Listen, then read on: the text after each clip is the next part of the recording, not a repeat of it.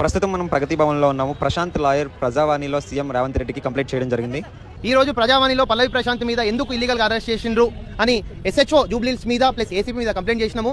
Without 41 CRPC అంటే ఇవ్వకుండా arrest చేశారు కాబట్టి వాళ్ళ మీద ఎంక్వైరీ జరిపి there are some personal interest between the ex government led by the KCR and KTR between the Jubilee Hills SHO and ACP మీద అవినాభావ సంబంధాలు ఉన్నాయి కాబట్టి ఇంతవరకు జరిగింది. దాని మీద ఎంక్వైరీ జరిపి విచారణ జరపాల్సిందిగా కోరుకుంటున్నామని మనం కంప్లైంట్ చేయడం జరిగింది.